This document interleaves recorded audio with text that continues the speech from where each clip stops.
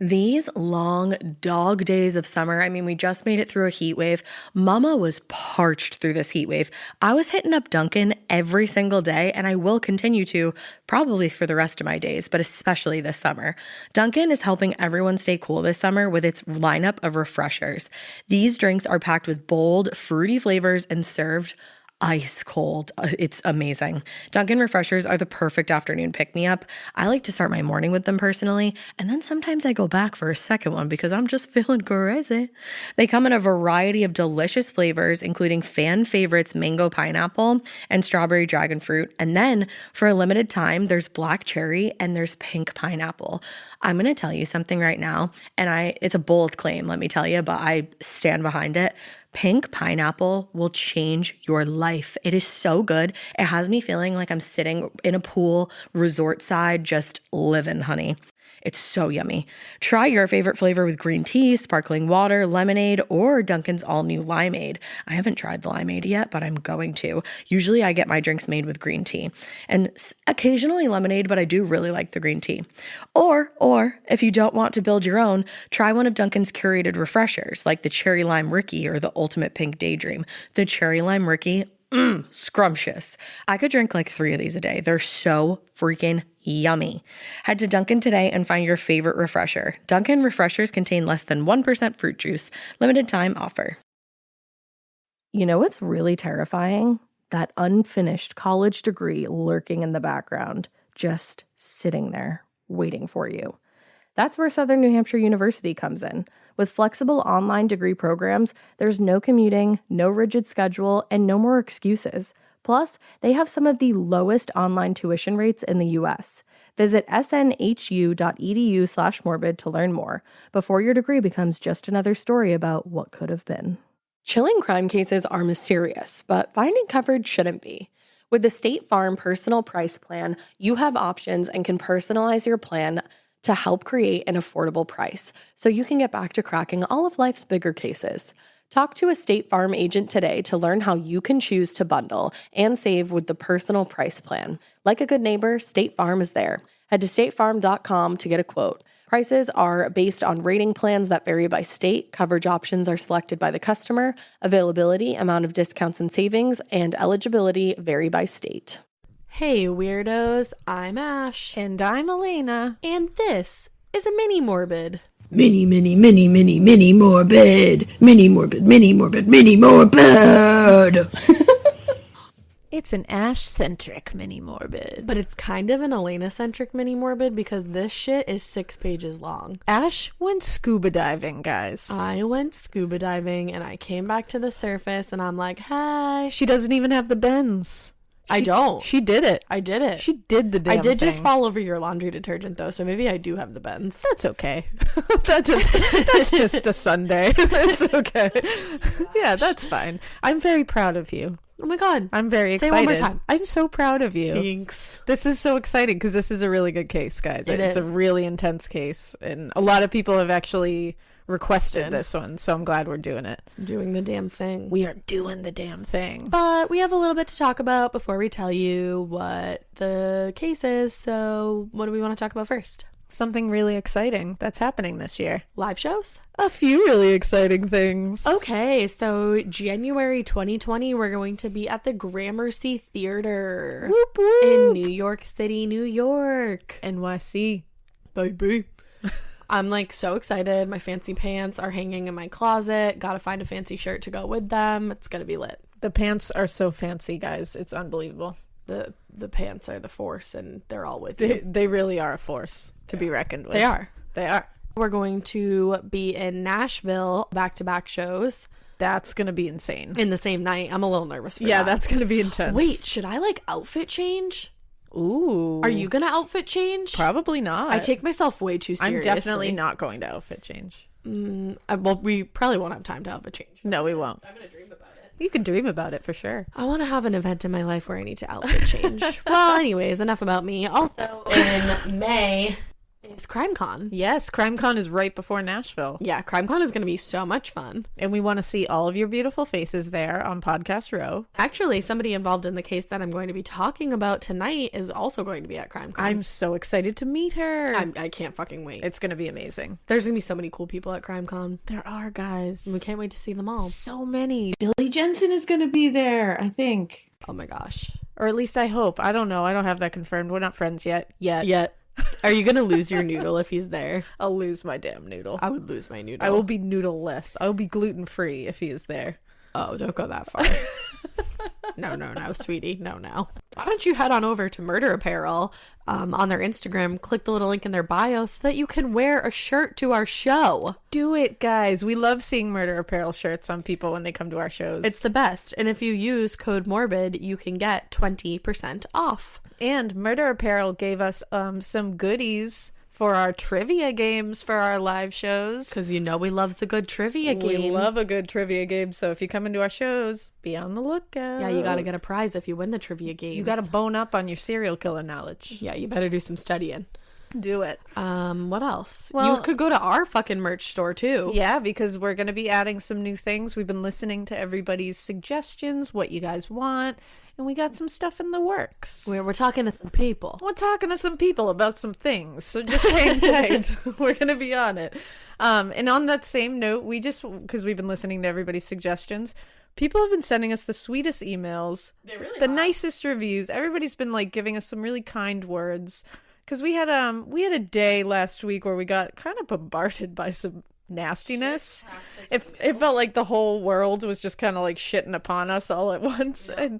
And you guys just like came together and were so sweet to us on the Facebook page, on Twitter, on Instagram, emails, all over the damn place. And we just want to thank you because you guys, you awesome people, are the ones that we are doing this for, and you have been here since the beginning. And even if you're just joining, welcome. We love you. We love you with our whole ass morbid hearts. And the trolls and the nasty, negative buttheads that decide to spew their nastiness for no good reason at perfect strangers, we don't do it for you. No, I don't do shit for you. So you can see yourself right out. You can suck an egg. Yep.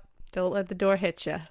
Or hit you on the way out. I'll hit you with the door. Don't worry. No.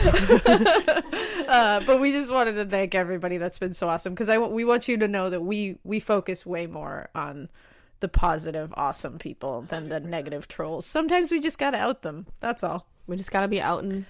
But you guys have been great, and I promise I know that it's Naperville and DuPage now. Dear God.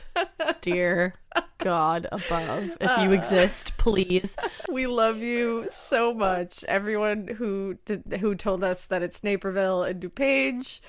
99.99999% of the people who corrected us on that were so sweet. So sweet, and they were hilarious. Usually people were like, you guys made me laugh by saying it wrong. Like, people were really sweet about it. We did get a couple of super nasty ones. Somebody called us ill-bred and like uneducated, which okay. And it's like, I mean, I did drop out of college, but whatever. But you I have didn't. to be mean about it. Well, and it's just, those are the ones that were like, all right, like, yeah. You don't have to do that. So, we know it's Naperville and DuPage. So, but we appreciate it. So thanks for everybody letting us know. But we know now, I promise. Yes. If you don't know, now you know. Yeah, if we didn't know, we now know. So thank you so much. Hopefully Naperville and DuPage will stay in 2019. For the love. For the love. Because it's the Roaring 20s. And this is our first case of the Roaring 20s. Oh. And it's Ash-centric. So what case are we covering, sister? Today, I'm going to be covering the case of Alissa Turney. Ooh, this is such a crazy case. I know, it really is. So, Alissa Turney was born April 3rd, 1994. Her mother was Barbara Lee Farner, and her father's name was Stephen Strom. So, Barbara had an older son named John, who she had when she was younger. I think she was like 19 when she had John. But things didn't work out with his dad. So when she met Steve, it seemed like love. Aww. But after Alissa was born, the couple started to have issues in their marriage, unfortunately. Uh-oh. Yeah. Around the same time that they started to have like these marital issues, Barbara meets a man named Mike Turney. I know that name. Oh, God. So Mike describes their meeting as this like crazy act of heroism where Barbara and Alissa are hiding in the park after having had a fight with Steve. Like they're hiding from Steve, supposedly. Which is their, like, biological father, right? This is Alyssa's biological Okay. father and Barbara's husband at the time. Oh, okay. But other family members remember their meeting way differently. They just like met by happenstance, and then Mike started sending Barbara flowers every single day. That seems like a lot. Yeah. Well, they started an affair, and when Stephen and when Stephen and Barbara got divorced, she married Mike like almost the next day. You know, love is love, I suppose. Yeah. So Alissa was 3 years old when Barbara and Mike got married. Mike had 3 sons from a previous marriage. So together they kind of became this like Brady Bunch blended family. I was just going to say. And a lot of people say that, like, Compare that. yeah, it's in like every documentary or everything you could possibly hear about this. Because that's a lot of kids. That's almost 3 and 3, right? So that's, yeah. Yeah, it's 3 and 2, so 5. So, yeah. Yeah. Close. A year or so after, and actually perfect timing, a year or so after marrying, Barbara and Mike had a daughter together named Sarah. Officially the Brady Bunch. 6 kids. So like I said, everything was pretty picture perfect at first, but then eventually they ran into their own marriage issues. Mike started becoming a lot more controlling. Barbara knew that he had been recording in and outgoing phone calls from the house. What the fuck? Yeah. Because I was just going to say, tale as old as time, like, starts being super controlling. Yup. But that's, like, real. That's where you're starting. Yeah, Like, I was just going to say, that's when you level up. That's not where you start. right. Well, that's where Mike started. Jesus, Mike. And Barbara would try to meet her friends for coffee if she really needed to talk about something. Like she'd be like, "Why don't we go get coffee?" Since this line is a recorded line. Yeah. So it became clear to her friends that she also might have been being physically abused at home, because one time she said the holes in the walls weren't always from the boys. Oh, that makes me sad. It's really sad. Because that's a lot of kids in the house whenever abuse is happening, period. Yeah. It's awful, but like when kids are in the house seeing this, it's like, oh God. It's just not a good environment. Yeah. Well, and CPS became involved on multiple occasions. And for anybody who doesn't know, CPS just stands for Child Protective Services. Once they came when a very young Sarah somehow got out of the house and was hit by a car. And then they had to come another time when Alissa somehow got into her father's medication and had to be taken to the hospital to get her stomach pumped. Oh my God. Yeah. None of this should be happening to young children. No. Jesus. Things really just started to be like unraveling at the seams, and quickly. When Alissa was 7, she had to be taken to the doctors, and it became evident that she may have been experiencing sexual abuse. Oh my God. That makes my stomach turn. Yeah, there was like really tissues does. that I don't know exactly how all of that works, but it became evident in her vaginal tissue. It's usually like damaged tissues. Yeah. Exactly. Inflamed or damaged. That it literally makes my At stomach 7 sick. years old. Oh, baby. Baby. Yeah, That's a baby. That is a baby. Yeah. So at that point, Barbara was ready to get out of this. Like, there was so much fucking going on in that house. She had her hands full with 6 kids. She was babysitting other kids to make ends meet. She wanted out of this. She started saving money of her own, and she started planning a new life with her children away from Mike, because I think she was scared of him. Good for her. Unfortunately, that never happened because Barbara got diagnosed with lung and bone cancer, and aggressive cancer at that. Man. While Barbara was going through radiation, Mike moved the family to a place called Redding in California, and he told everyone he was doing this because there was better doctors out there. But friends and family argue that no, there were actually better doctors where they were in Phoenix. Yeah, I mean, that would make sense, I would think. So, well, and also, even just like in such a scary time in Barbara's life, why would you move her away from all her friends and family? Well, that's the thing. It's like that's a very intense time. As we know, we have like a mother who's going through like cancer treatments, and that's a really intense time. And you need to be surrounded by people you love. Yeah, you need to be as comfortable as possible, surrounded by people. You don't need to be moving to another place in the midst And moving of that. in general is like, how do you even move when you have fucking cancer? Moving when you are perfectly healthy is the most worst. stress. It's one of the most stressful events. It And like then- literally is. And then add on cancer to that. And 6 children. Yeah, no, Not that's okay. crazy.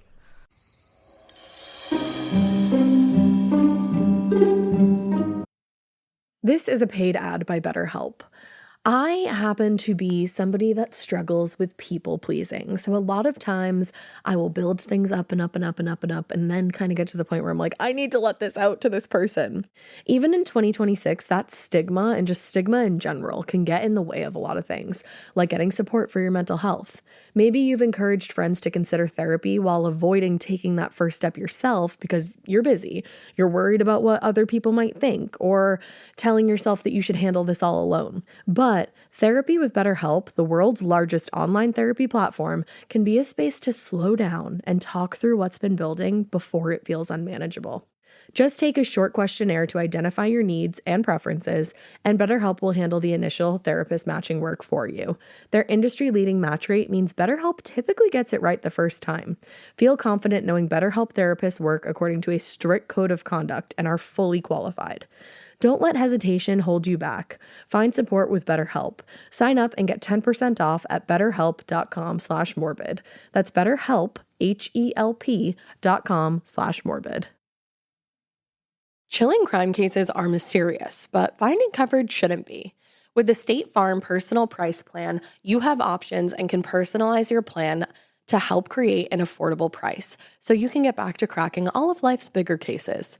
Talk to a State Farm agent today to learn how you can choose to bundle and save with the Personal Price Plan. Like a good neighbor, State Farm is there. Head to statefarm.com to get a quote. Prices are based on rating plans that vary by state. Coverage options are selected by the customer. Availability, amount of discounts and savings, and eligibility vary by state. Well, a lot of people felt like Mike was isolating Barbara to like just like a control thing. Like, Part of the you abuse. only have me and these kids. Like, that's all you have. Yep. Once you take away everything around the person, you can go, you don't have anything else. I'm all you got. Right. Yep. So toward the end of Barbara's life, people remember Mike belittling her and being pretty unsympathetic in general. Oh my God. Because he was upset that she was going to leave him with all these kids. Like it was her fucking choice or something. And can you imagine you are struggling at the end of your life with cancer and the person that's supposed to love you and take care of you is making you Belittling feel you. bad for having cancer? Like, wow. Already a shit stain. Wow. Just that wait. just like hurts my heart for her.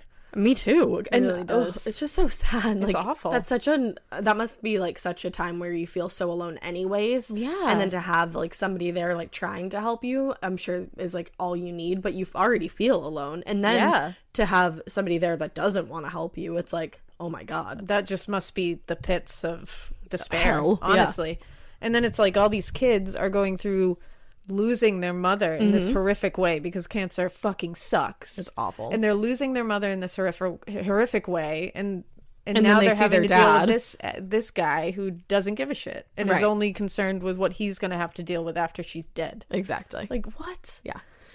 He allegedly started looking for another woman to remarry and help with the children. He started talking about Barbara's sister, Lynette, and focusing in on her as if he actually, or excuse me, as he had actually with some of his previous sister-in-laws. Like, yo, this is not like a line of succession, bro. No. Like, one doesn't just move into the spot after one leaves. Like, Well, and Lynette was married. yeah. So Of course that wasn't she going to was. work anyways. But he had a history of doing this. Actually, if you listen to Sarah Turney, she has a podcast that I'll talk about more toward the end. But she goes into depth with like all the different various yeah. family members and everything. I didn't want to go too crazy into it because it's her family and it's her story to tell. Yeah, I kind of she's- just wanted to tell like the surface of it all. Good call for sure. Yeah. And you guys should follow her on Twitter because she is constantly getting her sister's case out there. I actually just retweeted something of hers on my personal Twitter. Yeah, so go follow her, guys. Definitely. I'll pull up her Twitter handle at the end of this. So it came out later while Sarah was digging through evidence that her father actually had sexually assaulted Lynette. Oh my God. It was never reported because during such a crazy time, Lynette probably didn't want to cause upset in the family or anything like that, but it allegedly did happen. So he sexually assaulted the sister-in-law? Oh my God. Yeah, and you can hear more about that That's on Sarah's monstrous. podcast. Her podcast is amazing. Jesus. It also came out that Mike quit his job toward the end of Barbara's battle with cancer, knowing full well that he would lose all of his benefits, including health insurance. I really don't know, like, who... You're not a human being. You're a monster. You're a legitimate monster. So, unfortunately, Barbara passed away on February 28th, 1993. and Mike Turney requested that no autopsy be performed, which is just a little strange in my opinion. No, that's totally normal. Yeah, absolutely. And again, if you want to hear more about that whole beginning setup story, you really do have to go listen to Sarah's podcast. She fills in a lot of the blanks and a lot of questions that you're going to have. Her podcast is called Voices for Justice. Oh, yeah, I have heard of that. I've been meaning to listen to that. It's really good. I'm glad I have that to listen to right after this. I know. So now I'm going to skip forward a little bit and tell you about May 27th, 2001. Alissa was 17 and Sarah was 12. It was the last day of school for kids in Arizona, but Alissa got picked up from school early and unfortunately disappeared later that day, and still to this day has never been seen or heard from again. Like I said, her sister Sarah is now a huge advocate for Alissa. She hosts the podcast Voices for Justice, like I said before. If you want like a wildly informative deep dive and firsthand accounts like phone calls, Mike Turney is even on the podcast via phone call. Wow. You need to go listen to it. But here's the rest of the story from like my understanding of everything that I've listened to. So Alissa was picked up early from school in Arizona on May 27th, 2001 by her stepfather, Mike. Alissa and Sarah were the only two kids left in the house, and Mike was apparently crazy strict with Alissa, like claiming that she needed to be more protected and looked after because she had learning disabilities, which was not true. He even went as far as to sue the school and set up an IEP for her because he wanted her to join the classes for kids with learning disabilities. What the hell is the end game here? But the teachers were like, she was like an average student. Like, there was no indication that she had any learning disability whatsoever. So it's like, why? Right. The school informed him that if Alissa did join these specific classes, that she would have to ride the bus with the children who also had learning disabilities, meaning she wouldn't be able to be on the bus with all her friends from her other classes where she was doing just fine. Well, and that's the thing. And it's like, there's just no reason for this. It's like, if she had learning disabilities, sure. Right. Then yeah, like let's give the extra attention. But if she doesn't, like, and the why? school was like, no, she doesn't. And they're like, we kind of do this whole thing where we're a school. This is kind of our job. We kind of know about this. It's like our forte. Yeah, it's kind of like our thing. I mean, to me, it seemed like he got some weird enjoyment out of making it seem like Alissa wasn't as smart as her other siblings. Yeah, kind of like just making it so that she had negative attention on her. Right. Well, and again, it's some kind of isolation. Like, you're taking her away from her friends. You're putting her in these classes where she doesn't need to be. Oh, that's a good point. That really is another abusive form of isolation. Absolutely. And it's just like fucked up. Yeah. According to Sarah, Alyssa's sister, Mike made these big charts that were rules for Alissa that he hung up in the house to, quote, remind Alissa, since he said she had issues with her memory. Okay, this shit is weird. It's so weird. It's like so uncomfortable. Because even if like you have multiple children and one or two of them like needs more attention, you make it so all of them do blend it together. Yeah, right. like you don't make it so obvious that one of them needs this special attention or needs to be told because they're not as, on the ball as the other ones. Right. It's like, it just seems like even if this was the case, which it's obviously not. Right. That would be the complete wrong way to go about this. 100%. Because you're making her feel like an outsider. Again, isolation. Well, and that's exactly what I said. I was like, to me, it sounds like he just wanted to isolate her from her family, too. Yeah. And what better way to do that? And bring down her self-esteem. Oh, yeah. Too. 100%. There's like videos of, and he claims that no one was allowed to use the word stupid or idiot or anything like that. And then there's fucking home videos of him going, Alyssa's a stupid moron. And she turns around in the video and calls him a pervert.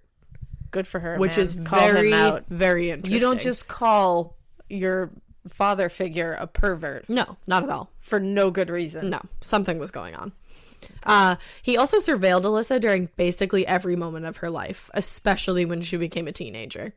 Ew. Mike made it seem like Alissa was like this crazy wild child who did drugs, skipped class, stayed out late. But her sister Sarah said that she was pretty typical for a teen. Like, she tried smoking weed and maybe drank here and there, but it was just like experimenting. She was 17 years old. Yeah, like which of us didn't try like some alcohol at that point? You know, she wasn't Jasmine Richardson. No, she wasn't like blowing lines and fucking hanging out at the strip club. Like, she was just living her 17-year-old life. Yeah, it's exactly what I was doing at 17. Mike didn't feel the same.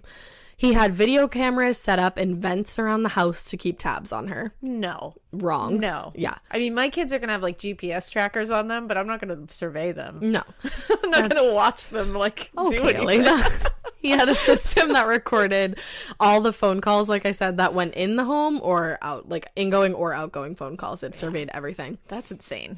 And he even went as far as to follow her to her job at the Jack in the Box and tape her there.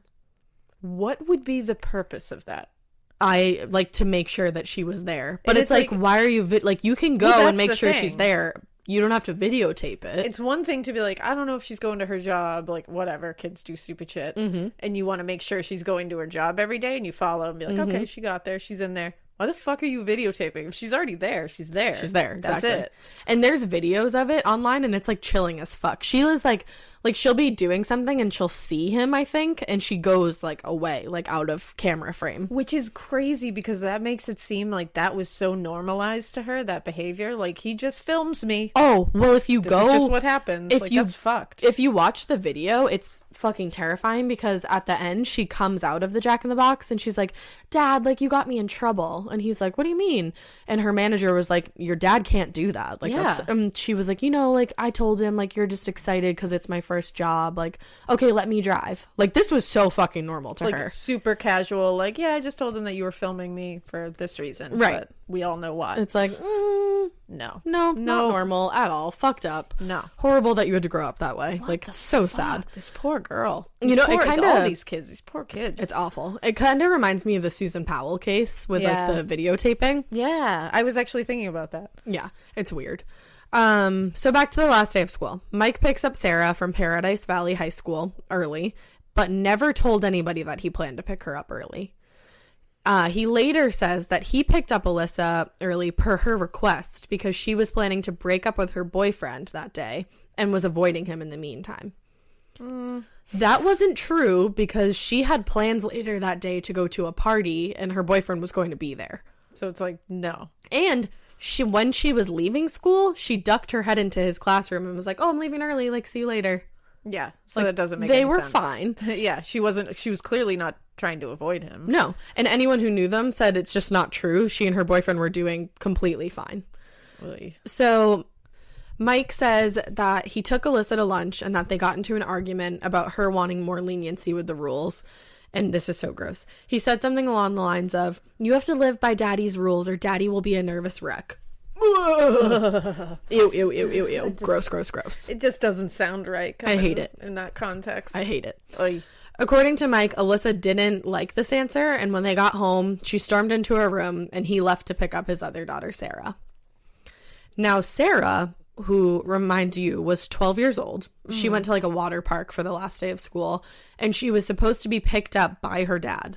Okay. Like, I don't know if she was supposed to be picked up at the water park or school, but he was supposed to be there at a certain time to pick her up. Doesn't show. That's fucked. Doesn't show up to pick her up. Are you kidding me? So she's, like, hella confused when he In didn't... 12? In 12, when he didn't show up to pick her up, but she was in 7th grade, so she went to hang out with her friends and smoke cigarettes, because that's what you do when your parents forget about you. Yeah. Trust me, I'm an expert. She remembers being really nervous when she did get into his car, when he finally did fucking pick her up, because she was nervous that he was going to smell cigarettes on her. And it was, like, a number one rule in their house that, like, no smoking was allowed, like, because their mom had died of cancer. lung cancer. But he was too preoccupied. He didn't notice at all. He was telling her about him and Alyssa's fight and how he was worried because she wasn't picking up the phone. He had Sarah call Alissa multiple times, but Alissa never answered. So when they get back home, Sarah runs to Alyssa's room, finds it a fucking mess, which was completely unlike Alissa. Like, she was very neat. I don't know if it was like the rules, but like she was very neat and tidy. Her backpack was open. Everything that was previously inside the backpack was strewn about on the floor. And a note was left for them, 100% in Alyssa's very distinct handwriting. Ooh.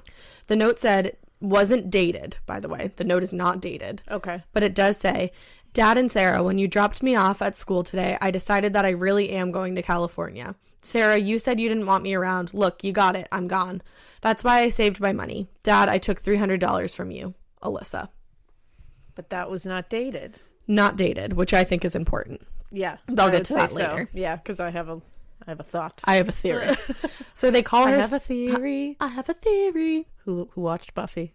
Once again, Oh, the feeling. shit. I have a theory. I was just singing along. Could be bunnies. It's not bunnies. It's not. This episode is brought to you by SoFi, the all-in-one finance app where you can bank, borrow, and invest all in one place. Let's talk about bank accounts for a second. The average bank savings rate is 0.39% in interest. You're earning pennies on your savings, and it doesn't have to be that way. But with SoFi's high-yield checkings and savings, the money barely making moves sitting in your savings account can earn over 8 times the national average savings rate with eligible direct deposit. No account or overdraft fees. We love transparency. You can get your paycheck up to 2 days early, plus get up to a $300 welcome bonus when you sign up with eligible direct deposit. Sign up for SoFi checking and savings at SoFi.com/morbid. SoFi checking and savings is offered through SoFi Bank, N.A., member FDIC. Terms apply.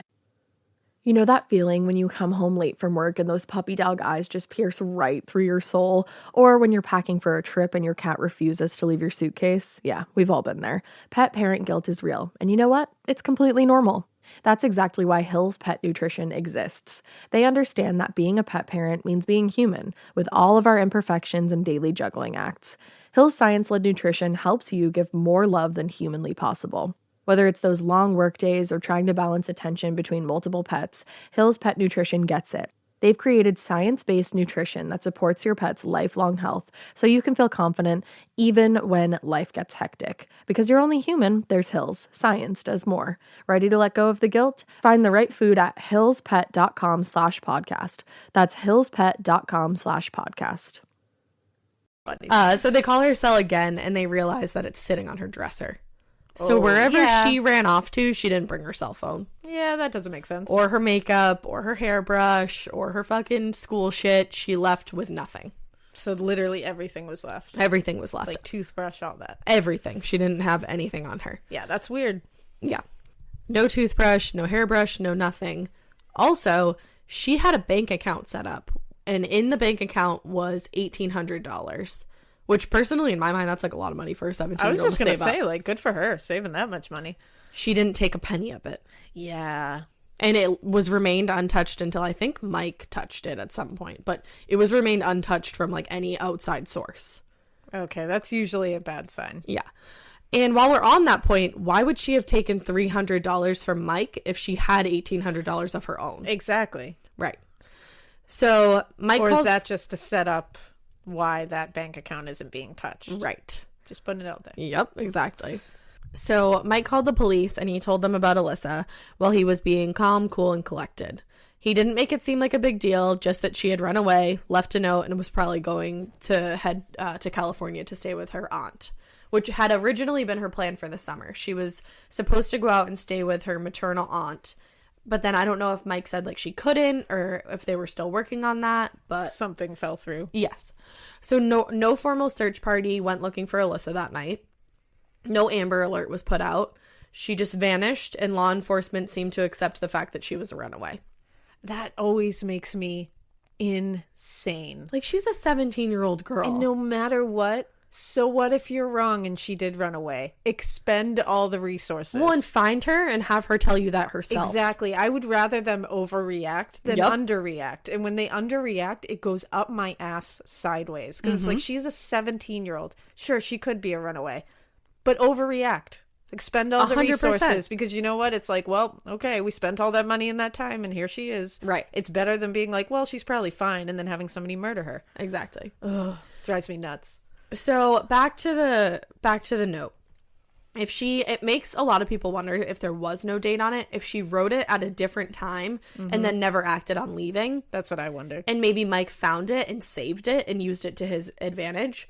Or maybe someone made her write that note, like in the midst of whatever was going on. Yeah, I could believe both of those things. The first one makes me feel like because with all the shit going on in that house, I could see her suddenly being like, you know what, today's the day I'm leaving. Yep, 100%. And writing that, never giving it, and then it fell Mike through. finds it because he's in all her shit anyways. And then just holding on to it, thinking this is a perfect little alibi. Yep, because he's a douchebag. Woof. So about a week after Alissa, quote, ran away, Mike called the police and said that he had received a phone call from Alissa.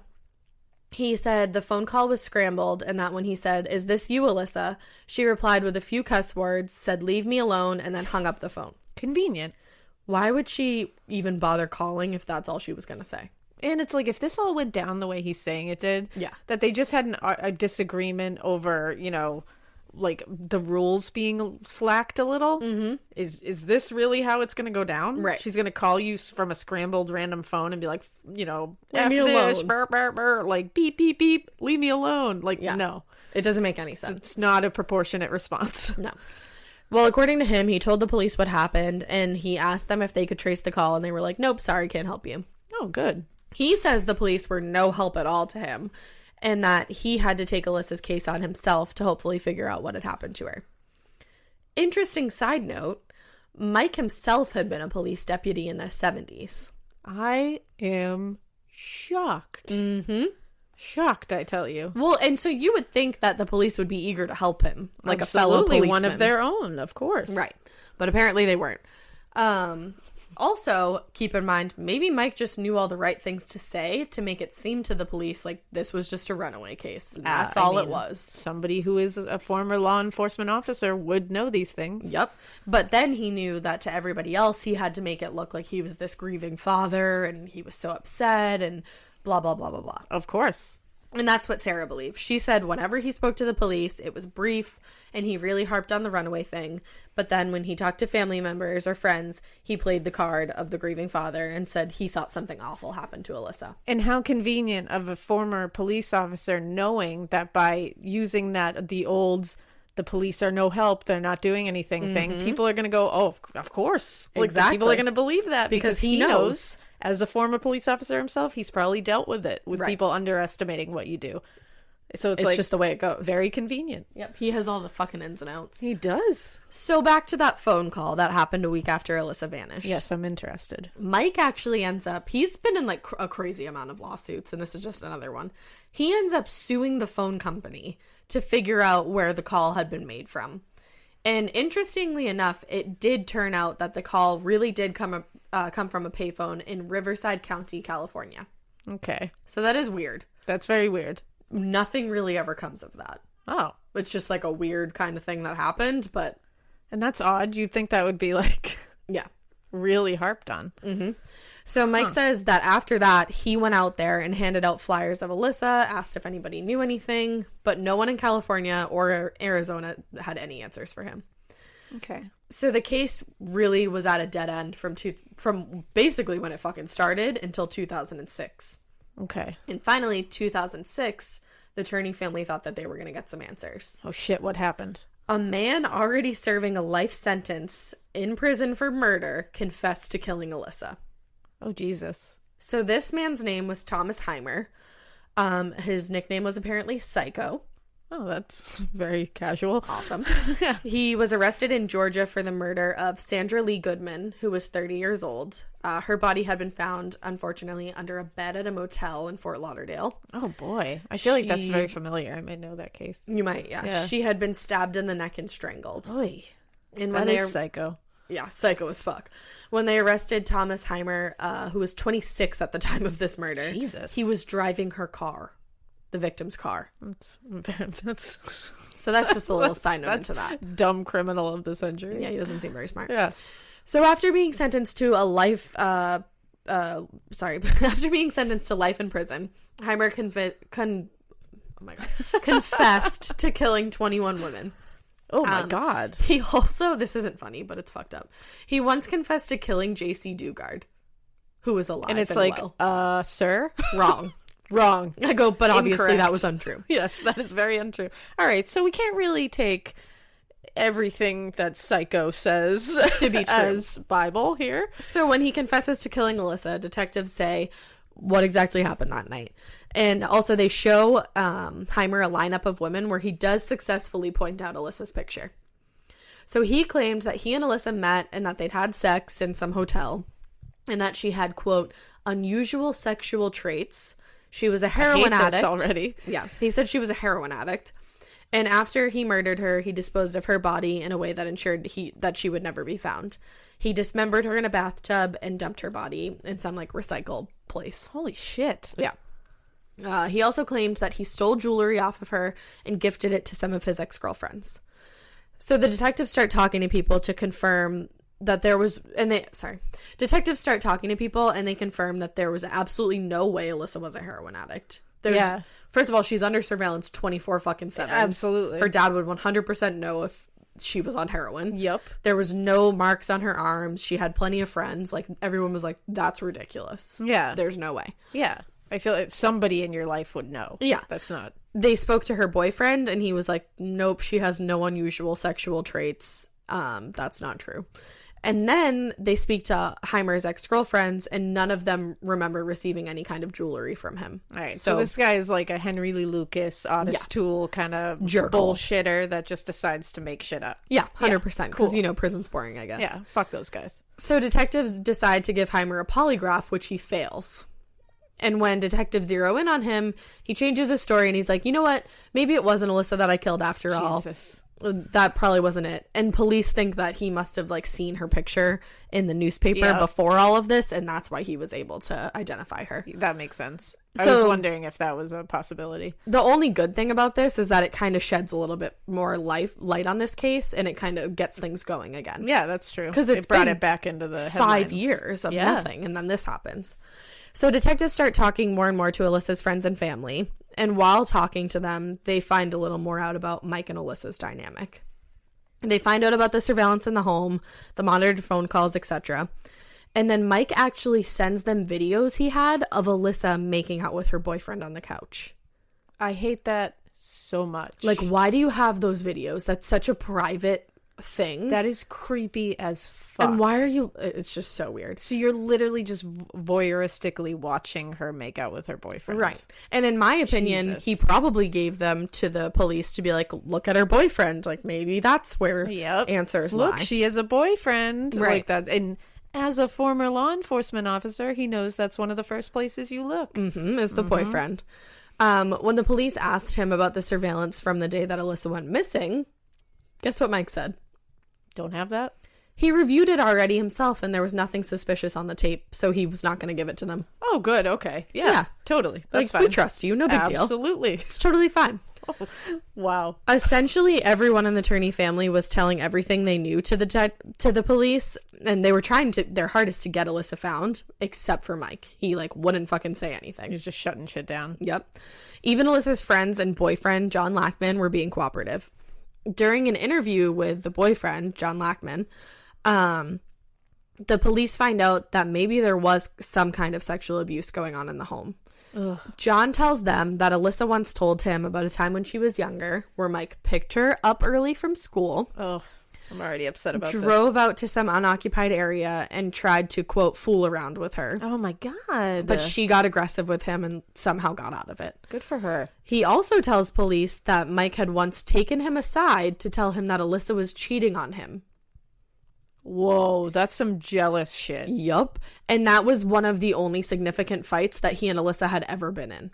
Oh my God. Why would your fucking dad pull your significant other aside to tell you that, oh, my daughter is cheating on you? Even if that was the truth, what the hell? Right. Your dad isn't supposed to be the one doing that. No, exactly not. What? But one, he was probably jealous. Oh, 100%. 2, wanted to cause some kind of tension to break them up. Yep. 3, isolating her more. Yep. That is 100% what it was. He's a fucking terrifying individual. Holy shit. So with all this information, the police try to start kind of talking more and more to Mike, but it's clear that he has some kind of paranoia when it comes to speaking to police. He'll communicate. I wonder why. Yeah, it's so weird. Yeah. He'll communicate here and there via email. Because that's controlled. Yep, but it's nearly impossible to get anything out of him face to face. Yeah, that's not shocking at all. Something he does tell them strikes them as odd. In the 80s, he tells them that he worked in a union as an electrician. And during this time working here, he filed some kind of complaint about unsafe or unfit working conditions, and he eventually leaves. But throughout his whole life, he's always talked about this union and acted like they had some kind of vendetta against him. So he says maybe this union has something to do with Alyssa's disappearance. And at that point, it becomes clear to police that they're dealing with some kind of like personality disorder or Absolutely. like emotional disorder. Yeah. And just the fact that Mike surveilled every last space of his home, inside, outside, phone, fucking everywhere had surveillance. It's so weird. And the fact that he had to know where Alissa was at every waking moment. Yeah. It tells them like this whole different story. Because that's way beyond like even helicopter parenting. You know what I mean? Like, it's one thing you of course want to know where your kid is. Using surveillance on them and at to all hide times it in the vents is real beyond. It paints a totally different picture Yeah. than the one that Mike wanted to portray of himself. Absolutely. He wanted to be like, I'm this single father, I'm a widower, Yep. I'm so sad, like blah blah blah. Yeah. But that wasn't what it was. No. And yeah, I mean, your kids do come into this world with a right to privacy. Yeah, of you some do. Sort. It's like, of course you want to know what your kids are doing. Like, Right. I'm going to want to know what my kids are doing at all times. But they do have a reasonable right to privacy And in at this some world. point, you need to give them some kind of Yeah, you leeway, need or to- else they're gonna gonna blow up in your against face. you, or it's, you're gonna see stuff you don't want to see. Right. It's like, you don't want to watch them making out with their boyfriend. No, what part of you wants You to just fucking gotta see trust that? that they're being smart, like that. Right. You gotta teach them things and then let them loose and hope that you did the right thing. Right, exactly. Well, Oy. Mike wasn't interested in that part. No, apparently not. So the police actually reached out at one point to a forensic psychologist, and that psychologist agreed that Mike absolutely had some kind of personality disorder or emotional disorder. Yeah, it seems it. In 2008, police get a search warrant for the Turney home, hoping they can get some kind of audio or video footage that will finally get them answers. But they had no fucking idea what they were going to find. Oh my god. They did know that Mike had a lot of firearms, like he was into firearms, so they did bring a SWAT team, thank God. Oh jeez. So their plan was to detain him, get what they needed to get out of the home, like documents, footage, whatever.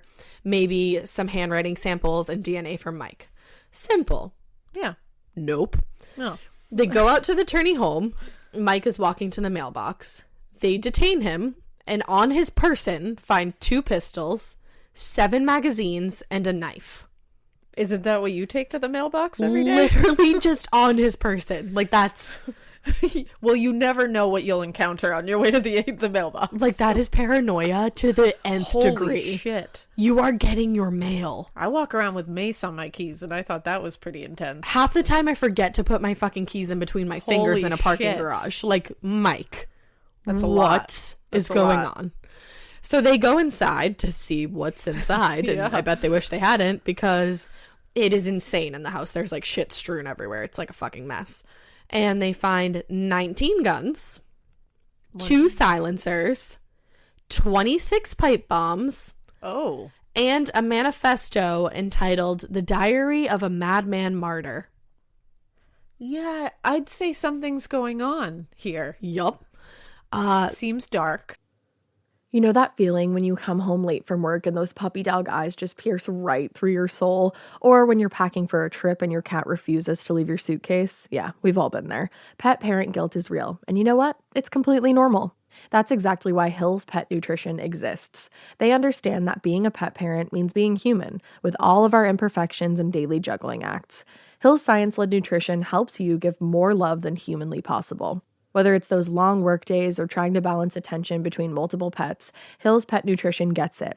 They've created science-based nutrition that supports your pet's lifelong health, so you can feel confident even when life gets hectic. Because you're only human, there's Hill's. Science does more. Ready to let go of the guilt? Find the right food at hillspet.com/podcast. That's hillspet.com/podcast. Do you remember in school when you just knew that your teacher had a favorite of everything? They would always use the same blue dry erase marker when they wrote on the board, or they would talk nonstop about their favorite element during science. I had a teacher once that literally had a favorite brand of marker. She would only write with specific markers, and if another marker ended up in her classroom, she was TO'd. And honestly, I was probably her favorite student because at the end of the year, I got her that specific brand of marker. Let's talk about their real favorite thing though, their favorite tissue brand. Kleenex.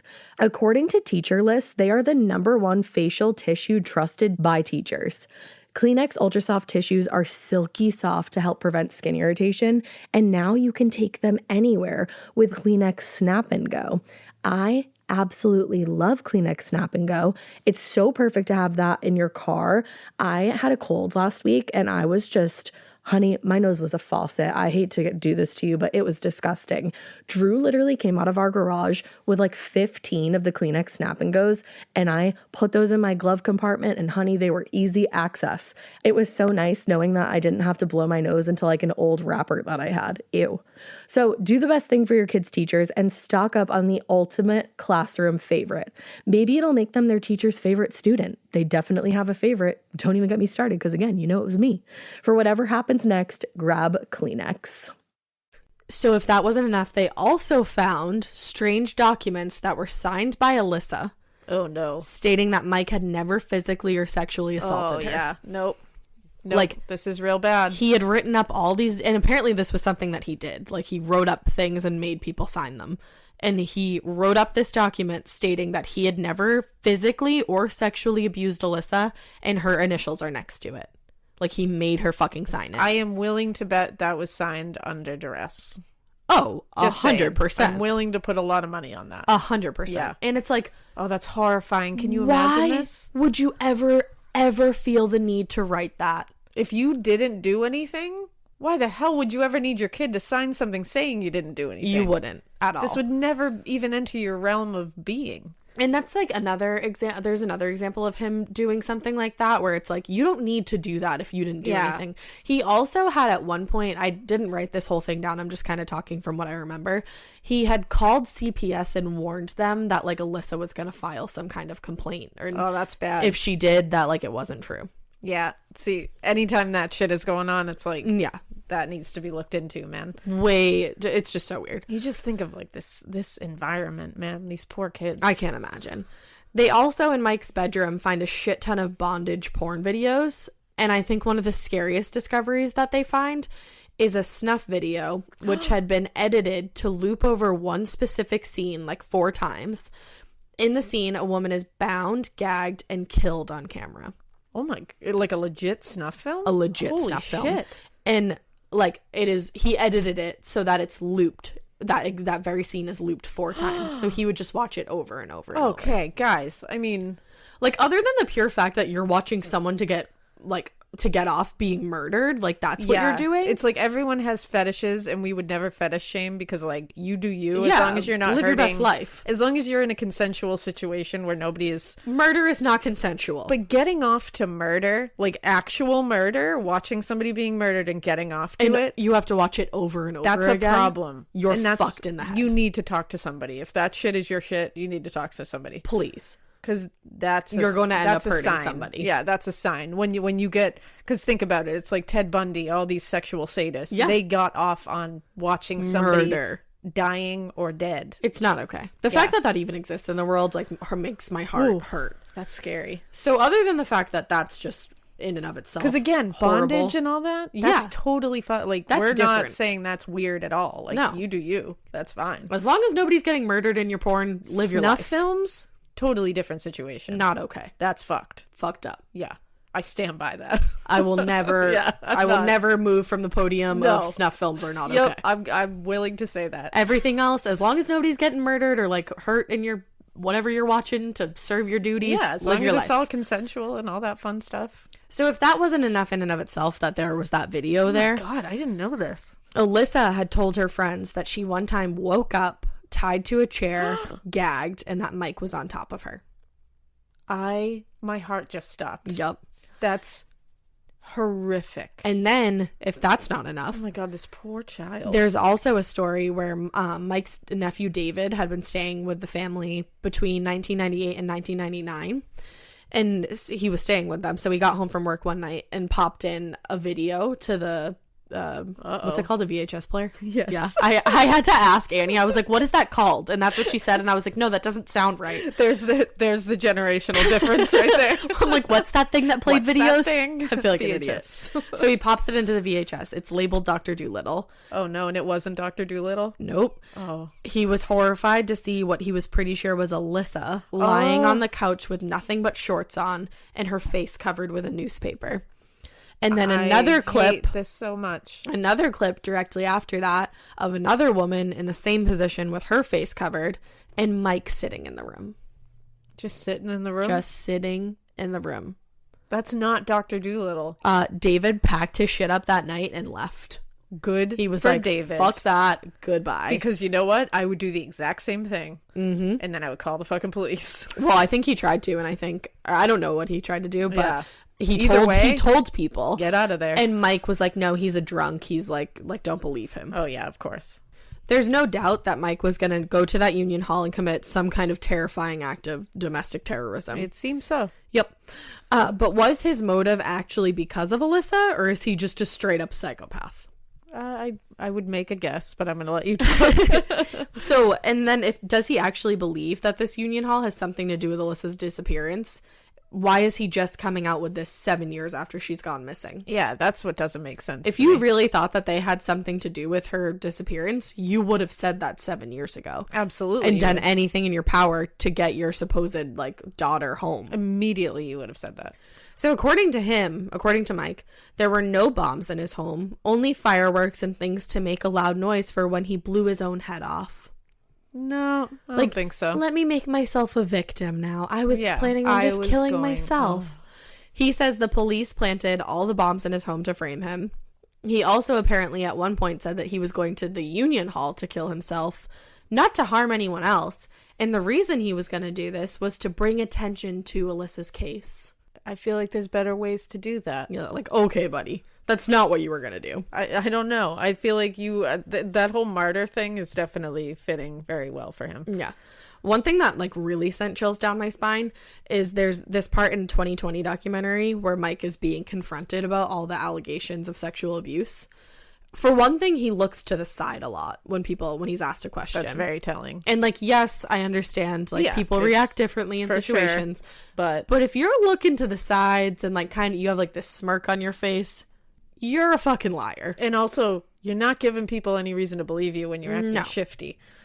But he says, there's only two people that confirm whether I did or didn't. One person is me and the other is Alissa. Alissa isn't here and I'm sitting here and all I can say until hell freezes over is I didn't do a damn thing to my daughter. To me, the way he words it is I'm here to tell you and Alissa can't because I fucking took care of that. Yeah. I made it so she can't be here to tell you. And it's just the way that he says it. It's no, he's I'm here, Alyssa's not. And technically, Alissa is not his biological daughter, correct? No, he's not. So that She's was a not. very convenient way of wording it. Yeah. Not, I didn't do a damn thing to Alissa. I didn't do a damn thing to my daughter. It's And it's maybe that's true. right. Maybe he didn't do a damn thing to his daughter, but he didn't say, yeah. So in his mind, he might He's be not telling the lying. truth there. Right. So he was sentenced to 10 years in 2010, but only served 7 years of that sentence. And Hate that was that. for the pipe bomb shit and everything. Yeah. He still has never been tried in the case of Alissa Turney's disappearance, but he does remain the main suspect or person of interest. I know they're different. Yeah. The police are interested in him. Yeah. The police want to talk to him. Yeah. Alissa hasn't been heard from since she disappeared, and no one has ever seen her again. In 2003, a hiker did find bones while hiking in a desert in California. Strangely enough, this specific area mentioned in Mike's manifesto, and Sarah had found a map in the home with the coordinates of this exact area where the bones were found. Dude, I mean... They were tested, but they were unable to be identified. Oh. Mike's daughter, Sarah, at first believed that her father had nothing to do with Alyssa's disappearance. But after hearing all the evidence against her father, she changed her mind, and now she spends her time dedicated to Alyssa's case. Good it has for her, become man. her full-time job. Good for her.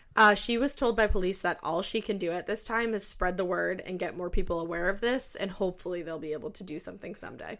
Wow. So like I mentioned before, I listened to Sarah's podcast, Voices for Justice, which you have to listen to. Yeah. Everybody, please go listen to that. I just followed it on Twitter on my personal. I did too. I'm Me ready. too. We actually already followed it on Morbid. On the Morbid. Yeah, I saw that, but I wanted to follow it on my personal. Yeah, it's amazing. I also watched the 2020 special. I listened to another podcast called Voice of the Victim podcast. Oh, that's a great one. And I watched 2 YouTube videos, which were Georgia's midweek mystery episode and Kendall Ray's Where Is video on Alissa Turney. Nice. So those are my sources. You, like, demolished that. Oh my god, thanks. I tried. I was riveted. I was just, like, so interested in it. It's so funny. I was on the Discover page of Instagram one night because I, like, flicked through. And I thought that I was on my personal account. And I was, like, looking for makeup videos and shit. But actually, I was on our account. And I saw this tweet. And it was one of Sarah's tweets. And it got me interested. And then I started looking at her Instagram. And I went down this fucking rabbit hole. Oh, yeah. And I was like, I have to cover this case. Because this case really is. And her, Sarah Turney's Twitter is Sarah, it's at SarahETurney. So her name, and it's Sarah with an H, E. Turney. Go follow her because she constantly updates this case. I've seen it because we follow her on Morbid and I always see it. So yeah, go follow her.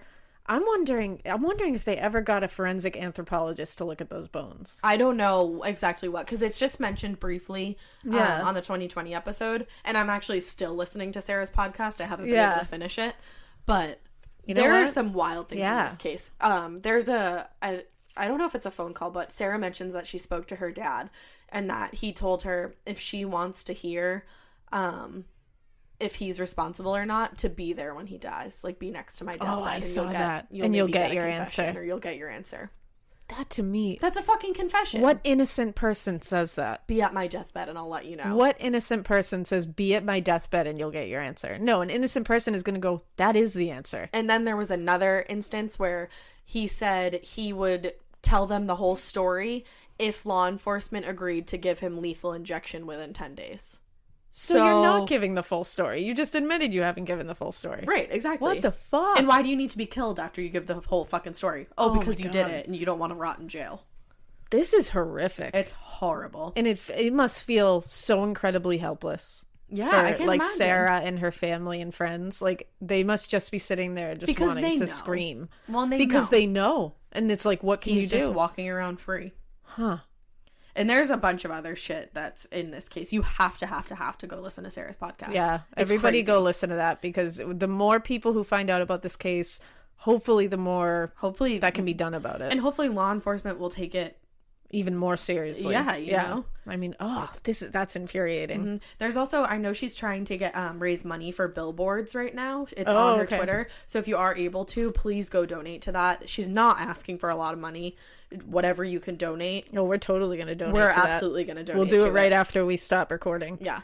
Because this is a case that has answers, and if law enforcement is able to reopen it, or I mean, I believe it's an open case, but just give it more attention, get more people asking about it. I mean, look what people did for Rodney Reed. Exactly, like just being able to allocate more resources to it and everything. Like, the money is going to help that. So, money, attention, anything we can do. Yeah, I want to do everything. Holy shit. That was the case of the disappearance of Alissa Turney. Unbelievable, Ash. Thanks. You did great. You scuba'd on that one, man. I tried to scuba. You really scuba'd. It was fun. I don't want to say fun. Like, it was so fun looking at this horrible shit. But I was like, there's more. Going down rabbit holes is fun. It's like you just keep branching off into different things. But yeah, that's a crazy case. So everybody go follow the Twitter, listen to the podcast. Yes. All that good stuff. And we can link some of it on our Instagram and Twitter and all that. We'll plug Sarah's social media. Yeah, for sure. So head over to our Instagram and our Twitter and all that good stuff. You'll see all the pictures that we can put of the case and all the good stuff. But yeah. So in the meantime, you can follow us on Instagram at Morbid Podcast. Hit us up on Twitter. A Morbid Podcast. Send us a Gmail. morbidpodcast@gmail.com. Join the Facebook group. Morbid: a true crime podcast. Check out our personal website that Alaina designed. Me, morbidpodcast.com. And by the way, we have a sale on merch right now. I put it on our social media. It's 20% off using code 2020. So go on there and do it. Happy New Year. John did it. He's fancy. We hope you keep listening. And we hope you keep it weird. I don't really want to do one for this case. It doesn't feel appropriate. Yeah, no. Just not so weird that you do really bad shit. Don't do that. It's not so weird that you're a jerkhole. Yeah, don't do that. Bye. Bye.